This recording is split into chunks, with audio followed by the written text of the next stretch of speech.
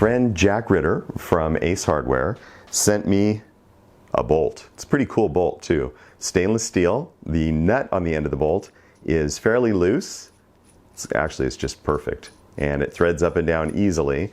And I'm going to show you something I've been working on for a while with this bolt and using the powers of my mind. I hope something's going to happen. So if I were to hold that bolt just carefully and I were to concentrate on the nut on the end of the bolt, let's see if we can make something happen together. Just the power of your mind. Concentrate with me.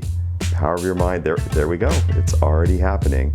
It's quite a striking effect. Wow. Now I love that, and Jack, you can actually have your bolt back if you like. You can do this with a bolt that somebody brings. There's nothing gimmicked or trick about the bolt. It's all in the mind.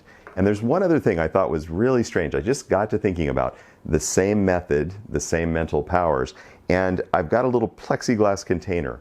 A lot of times people think with magic that there's something that's influencing it from outside. So I've got some little blocks that I got in there, and I've got those at the craft store, and they have some letters on them. And if I were to set that down and I were to just hold it and concentrate on those blocks, let's see if something happens with those blocks.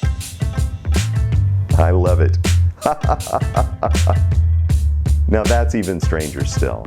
So these different effects can all be done with a gimmick, which is actually one of my favorite gimmicks in all of magic.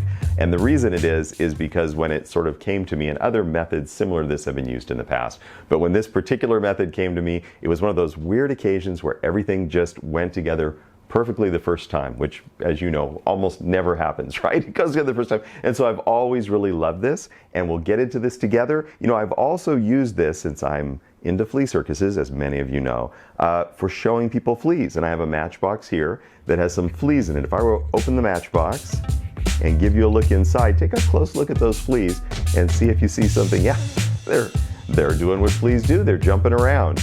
And I can close up that matchbox. So for a flea effect as well, this is a really strong performance illusion, and I want to show you how to make it. You only need about 3 or 4 things. So let's get to it. So when I originally came up with this, it was probably 6 or 7 years ago, and I called it the Vibe. And it was mainly used for some of the flea circus stuff I was doing to sort of help the fleas out. Now there are real fleas in the flea circus. Sometimes they need a little something to get them going. So if you can shake them up a bit, it actually is a very successful way of performing a flea circus. So to shake them up, I took a magician's thumb tip. This is just a thumb tip that fits over your own thumb tip. And I put a vibrator in it from a pager. So if you have a pager and it goes off of your phone, has a vibrator in it, you can get those little vibrators for less than $1 anywhere on the internet. And with just a few pieces, you can make that vibrator vibrate inside of your magician's thumb tip. Now anything that you touch, if I were to touch that bolt, if I'm holding the bolt, and I were to touch it, and I'm wearing that magician's thumb tip here just out of sight, and if people see the tip of the thumb tip, it doesn't give it away. That's very natural. When I push down on the thumb, it actually vibrates the entire bolt, and the nut on the end is just rotating because it's vibrating off the bolt. These are very quiet. Now if you're in a dead quiet room, somebody might hear that little humming like a pager or a cell phone makes, but you can even turn that down a bit, and I find that in a thumb tip it's really quiet. So just over the normal din of a room, it's going to definitely have enough cover for that.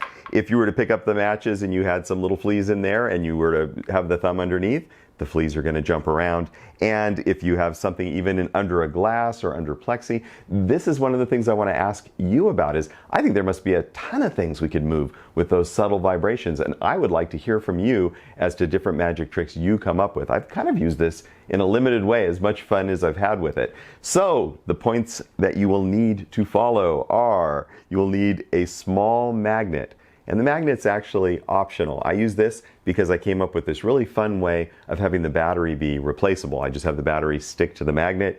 You'll need a little teeny tiny piece of wire. You will need a little pager vibrator, and you will need lithium batteries and then just some epoxy glue to put it all together. And we'll go through those steps now. You're gonna love how slick and how simple this is. And you can do all these incredible effects with just probably 20 minutes work to put it together.